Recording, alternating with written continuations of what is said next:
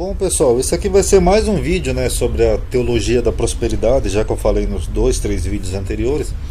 Aí eu vou aproveitar a sequência e os comentários que as pessoas têm feito e vou falar sobre mais um tópico aqui da teologia da prosperidade, tá? Por isso que eu tenho deixado esses vídeos públicos aqui no canal, apesar de algumas pessoas não gostarem, mas pelo menos eu acho que é útil para que essas pessoas verem e analisarem a Bíblia assim direitinho, vendo o contexto temporal, tudo bonitinho. Evita que algumas pessoas sejam enganadas por pastores picaretas ou pessoas que só querem ganhar dinheiro com o evangelho, né? Às vezes até sugando tudo das pessoas. Então quem está naquela playlist lá de vídeo não listado, eu peço desculpa que eu estou postando mais vídeos públicos esses dias, tá? Mas também ela já tem um montão de vídeo também, acho que já tem uns 50 vídeos já naquela lista. Então esses que são de interesse público eu estou deixando público para todo mundo do canal ver, tá bom? No último vídeo uma pessoa postou um textão, como é que a igreja vai pagar o aluguel, não sei o que a Bíblia fala que você tem que viver do evangelho. Então é isso aqui que eu vou falar nesse vídeo agora. O que é viver do evangelho? Será que esse viver do evangelho é viver sendo sustentado pelos fiéis? Sim, de certa forma sim, mas será que é de dinheiro que o texto está falando? Vamos analisar assim, aqui, ó. Esse texto aparece aqui em Coríntios, quando Paulo fala assim, ó: assim ordenou também o Senhor, ou seja, Jesus, aos que anunciam o evangelho, que vivam do evangelho. Então aqueles que pregam o evangelho tinham que viver do evangelho, correto? Só que Paulo está citando Jesus, aquela passagem que eu mostrei lá no outro vídeo, quando Jesus manda os apóstolos ir pregar e dá essas funções para eles, né? Curar enfermos, limpar os leprosos, ressuscitar mortos, expulsar demônios, né? O que seria praticamente o que os pastores alegam fazer hoje em dia, menos esses dois pontos aqui, ó. Eu não tenho visto nenhum pastor ressuscitar um morto, sendo que eles pegam isso aqui para eles, né? Até agora eu não vi, se alguém viu aí pode comentar. E também nunca vi ninguém curar doenças, né? Como por exemplo a lepra era uma doença terrível, né? Naquela época, uma doença que assustava. Hoje em dia, por exemplo, nós estamos na pandemia do coronavírus, né? Eu também nunca vi os pastores curando as pessoas de coronavírus. Ao contrário, nós temos pastores aí vendendo curas cujos parentes estão morrendo, como o irmão do Valdomiro, o primo do Malafaia, etc. Então é engraçado que esses daqui eles não fazem, né? É só aquelas sessões de exorcismo que eles fazem e oração. Mas enfim. Aí nesse contexto aqui que Paulo está citando, que o Senhor, ó, segundo Paulo, foi o Senhor que mandou, né, viver do Evangelho, ele está falando disso daqui, que Jesus deu essas funções, mas só que Jesus, que nem eu já mostrei naquele vídeo, ele proibiu eles de terem dinheiro. Proibiu, ele falou, não possuam ouro, prata ou cobre, que eram os metais que eram usados para fazer moeda na época, como pagamento. Que nem Jesus, ele foi vendido por Judas por 30 moedas de prata. Então os apóstolos não podiam ter ouro, prata e nem cobre. Eles não podiam ter alforjes para o caminho, bolsa, essas coisas. Alforje era isso daqui, ó, era uma bolsa que era usada para você guardar dinheiro, moedas de prata, de ouro, de cobre. Então nesse mesmo contexto Jesus proíbe eles de receber qualquer tipo de dinheiro. Tanto que aí ele fala que segundo Mateus, né, o termo alimento, ó, porque o trabalhador é digno do seu alimento. Então o que Jesus estava falando aqui? Que eles deveriam sim viver do evangelho nesse sentido, serem sustentados, entrarem nas casas, pregarem, fazerem essas funções e deveriam comer quando as pessoas oferecessem comidas para ele, pão, essas coisas, mas não ouro, nem prata e nem cobre. Então dentro do contexto a gente vê que Jesus está falando de alimento. Então Paulo aqui, quando ele cita Jesus, que fala que o Senhor falou que os que vivam do evangelho, que pregam, vivam do evangelho, ele está falando do mesmo contexto, de alimento, correto?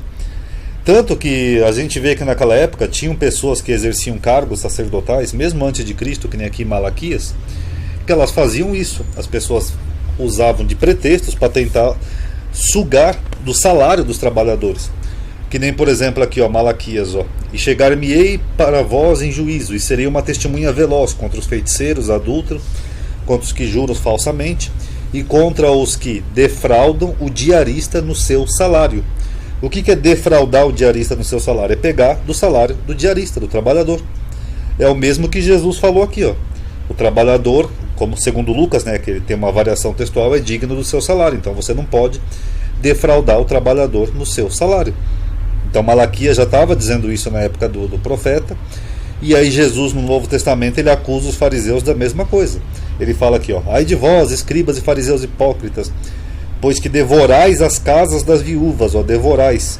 O que é devorar aqui no sentido de defraudar, sugar o que a viúva tem, sob o pretexto de longas orações. Então os fariseus já faziam isso aqui essa prática comum bem antes de Jesus mandar os apóstolos pregar. Ou seja, eles iam na casa das viúvas, prometendo que iam fazer uma oração para uma cura, para alguma coisa, e devoravam a casa das pobres viúvas, que às vezes eram pessoas pobres que mal e mal tinham o que comer. Inclusive esses, Jesus diz que sofreriam um juízo mais rigoroso. Então, quando Jesus manda os seus apóstolos pregar, ele não teria lógica ele mandar eles fazerem o mesmo que os fariseus que ele estava criticando. Então ele fala o oposto: ó, vocês não vão pegar ouro, não vão pegar prata, não vão pegar cobre nem nada, não vão levar nem alforje, só vão se alimentar no máximo, porque o trabalhador é digno do seu alimento. Sendo que aqui, que eu falei no outro vídeo, também vale para outro caso, né? O trabalhador pode ser a pessoa que eles estavam visitando na casa. Então, o trabalhador tinha o direito de ter o seu dinheiro para comprar o seu alimento. Então, basicamente isso aqui deu para entender. Agora, esse sistema de pregar e sacerdotar e fazer essas funções religiosas, ela é anterior a Jesus também. Ela vem desde lá dos levitas. Os sacerdotes, através da ordenança de Deus a Moisés, obtiveram o direito de sustento através das ofertas queimadas ao Senhor. O que é a oferta queimada ao Senhor? É o holocausto. Então os levitas, eles comiam aquelas carnes queimadas no sacrifício. O judeu ia lá, fazia um sacrifício, sei lá, de um bode, por exemplo. Aí eles queimavam lá no altar, diante de um ritual. E o levita e o sacerdote, eles comiam daquela carne. Eles se alimentavam disso. Era dinheiro, não era alimento. Tinha dinheiro? Tinha em algum contexto, mas aí não é o foco desse vídeo. Mas basicamente era alimento. Tanto que Malaquias, o livro que eu citei aqui, ele fala: trazei os dízimos à casa do Senhor para que haja mantimentos, alimento na minha casa. Os levitas eram separados, eles não tinham terra, então eles se alimentavam do que as outras tribos produziam. Então tinha até uma casa de tesouro lá para ter mantimentos. Como estes estariam em constante atividade para a casa de Deus, eles tinham muitas funções, adquiriram todos os mantimentos necessários para a sobrevivência. Por isso que Deus fala: os levitas são meus. O que caracterizava um tipo de remuneração pelos seus trabalhos, alimentar. As primícias da nossa massa, as nossas ofertas, o fruto da árvore, o vinho, o azeite, traríamos aos sacerdotes, as câmaras da casa do nosso Deus, os dízimos da terra, ou seja, aquilo que a terra produzia, que era uma nação agrícola, aos levitas, pois a eles cumpre receber os dízimos em todas as cidades onde há lavoura. Apesar de não terem direito à herança, pois sua herança é o Senhor, a tribo de Levi tinha o direito devido aos sacerdotes da parte do povo que oferecem sacrifícios, conforme está lá na lei, seja de gado, de rebanho, de cereais, de vinho, de azeite. Os sacerdotes recebiam as primícias, até as tosquias das ovelhas, pois o Senhor os escolheu entre todas as suas tribos para ministrar em nome dele. Quando um levita era enviado a outras cidades dentro de Israel para ministrar em nome do Senhor, como também os levitas que ali assistiam perante Deus, porção igual a deles teriam para comer, além do seu patrimônio. Então tudo aqui gira em torno de alimento, sustento. Na época do Velho Testamento, a economia estava baseada na troca dos produtos agropecuários produzidos pelo povo, porque era uma nação agrícola. Sustentar os sacerdotes não era apenas uma forma de reconhecer as bênçãos que Deus derramava sobre o povo, mas uma forma de cumprir seus mandamentos. Aos sacerdotes foi delegada a tarefa de cuidar de todos. Logo, todos são responsáveis pelo seu sustento. Era uma troca justa, eles não tinham direito à terra, à herança, né? Doações de terra, ou mesmo viver do sustento da terra. Então, porque eles tinham só que fazer as funções religiosas. Estando tranquilos quanto ao seu sustento e a certeza de que suas famílias estariam bem assistidas, os sacerdotes poderiam dedicar-se plenamente aos cuidados do povo. Então era basicamente isso no Velho Testamento. Agora, hoje, nós não vivemos numa nação agrícola, a gente vive no mundo moderno. Então eu acho até que é normal um pastor receber para ter o direito ao seu sustento. Conforme diz aqui, tanto Jesus quanto Paulo, aqui o Velho Testamento. Eu acho que se o pastor ganhou bastante para o sustento, através de ofertas, não tem nada demais. Por exemplo, olha pessoal, esse mês eu queria pedir uma oferta para vocês para comprar os alimentos da minha família. Meu sustento. Tudo bem, não teria nada demais. Porque aí estaria dentro do coisa aqui. Agora, dinheiro, ou dízimos, oferta, vendas de objeto ungido, até distorcendo a Bíblia para arrancar dinheiro das pessoas, em alguns casos até havendo enriquecimento ilícito. Eu não vou nem dizer que é ilícito, né? Imoral, digamos assim. Aí já não bate com a função dos sacerdotes aqui da Bíblia, porque eles não podiam ter ouro, prata, bens materiais. O sacerdote ele tinha que ter o seu trabalho, no caso do Novo Testamento, e ele era sustentado basicamente pelos outros, basicamente sustento, ele comia. Por isso que ele não precisava ter terra, ter nada, porque ele já comia do que os outros produziam, tá bom? E no contexto ali de Paulo de viver do Evangelho, pessoal, Paulo está falando também de alimento. Olha aqui, ó. Esta é a minha defesa para com os que me condenam. Então alguém estava condenando Paulo. Tudo bem, ele está se defendendo. Nós não temos o direito de comer e beber? Então, de certo, essas podiam ser as acusações que faziam contra ele. Paulo está falando de dinheiro? Não, ele está falando o quê? Comer e beber. Então deviam estar acusando ele, Timóteo lá e Barnabé, de estarem comendo e bebendo na casa dos outros. Aí ele está se defendendo.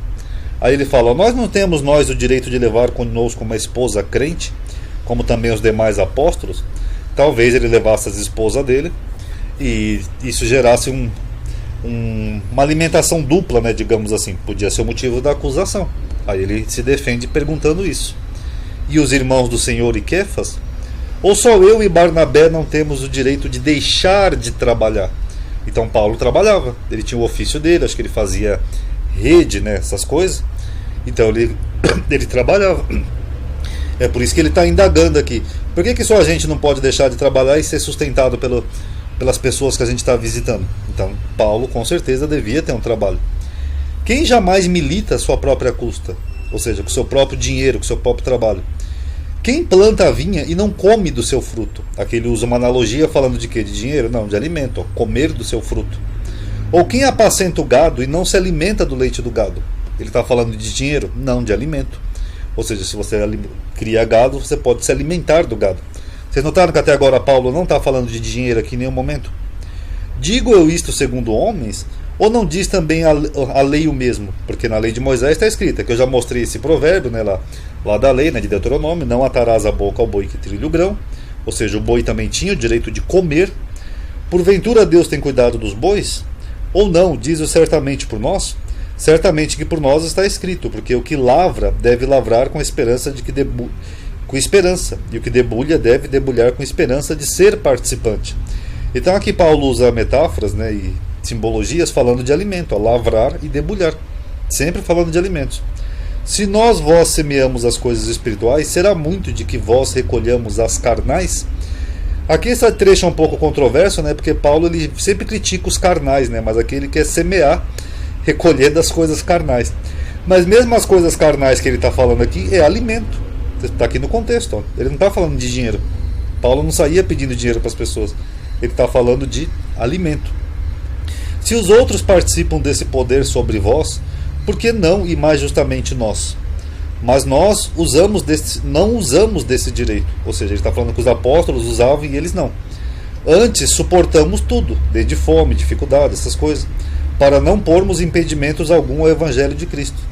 Não sabeis vós que os que administram o que é sagrado, aqui ele está falando do levita, é os que comem o que é do templo? Aqui ele está citando isso daqui que eu falei, ó. Os que administram o que é sagrado comem, se alimentam através do templo. Paulo não está falando de dinheiro. E os que de contínuo estão junto ao altar, os levitas, participam do altar, os levitas, comiam da carne queimada, que nem eu mostrei ali. Assim ordenou também o Senhor aos que anunciam o Evangelho, que vivam do Evangelho, ou seja, se alimentem, não de dinheiro, mas de comida. Mas eu de nenhuma dessas coisas eu usei. Então Paulo, apesar de toda essa defesa, ele conclui dizendo que ele não fez uso disso. Por quê? Porque ele trabalhava. Aqui, ó. Ele não deixou de trabalhar, nem ele nem Barnabé. E não escrevi isso para que se faça comigo, porque melhor me fora morrer do que fazer em vão minha glória, enfim. Então o que Paulo está falando aqui? De alimento. As pessoas deviam estar acusando ele de ser um pregador, só para poder se alimentar e comer na casa dos outros. Aí ele fala, eu não deixei de trabalhar. Eu continuo trabalhando como Timóteo e eu não fiz uso disso. Mas antes de fazer essa defesa, ele fala que quem prega a palavra tem o direito de comer, de se alimentar. Ele usa várias simbologias aqui envolvendo alimento, comida. Tanto que ele fala até dos levitas aqui, ó, que os levitas comem do que é do templo. Basicamente disso. Tá bom? E para finalizar, Paulo também falou aqui em Timóteo, ó, porque nada trouxemos para esse mundo, e manifesto é que nada podemos levar dele, ou seja, não vamos levar nada material. Tendo, porém, sustento e com o que nos cobrimos, estejamos com isto contente. Então o que Paulo está dizendo aqui? Para termos dinheiro, para prosperarmos, que a Bíblia faz uma analogia da oferta com a semente, como diz o Malafaia? Não, ele está falando que se você tiver o sustento, o alimento, que nem os levitas, e com que se cobrir, já é o bastante. Não precisa ter coisas materiais, porque a gente não leva nada desse mundo. Mas os que querem ser ricos, aí ele está criticando pessoas gananciosas, caem em tentação, em laço, e em muitas concupiscências loucas e nocivas, que submergem os homens na perdição e na ruína. Porque o amor ao dinheiro, agora se ele está falando do dinheiro, é a raiz de toda espécie de males. Então o que Paulo está dizendo? Que se você tiver o que comer e se cobrir, já é o bastante. Porque se você tiver amor ao dinheiro, cobiçar o dinheiro, aí você vai à perdição. E nessa cobiça por dinheiro, aqui, aí ele conclui dizendo, alguns da época dele se desviaram da fé, como acontece até hoje, né? Muitas pessoas por aí se desviaram da fé e se traspassaram a si mesmo com muitas dores.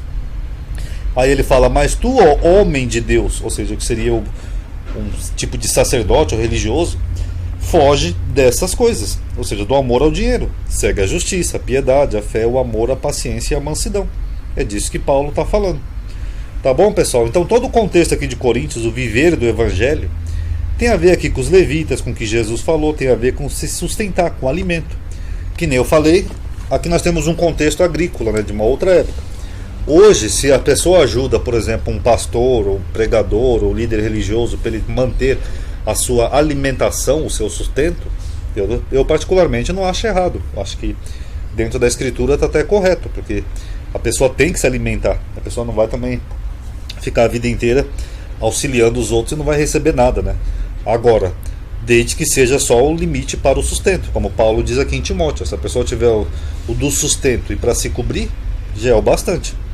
Tá? Agora, essa teologia da prosperidade, que tem que dar, que Deus vai dar o dobro, fogueira santa, vendas de objeto ungido, praticamente uma extorsão, obrigando as pessoas a darem dinheiro. Se você não der, você está roubando a Deus, sabe? Um monte de distorções bíblicas. Aí isso já vai entrar nisso daqui que Paulo falou, a cobiça, o amor ao dinheiro, que é a raiz de todos os males. Que a pessoa quer tanto dinheiro que ela se desvia da fé. Tá bom, pessoal? Então isso que é viver do Evangelho.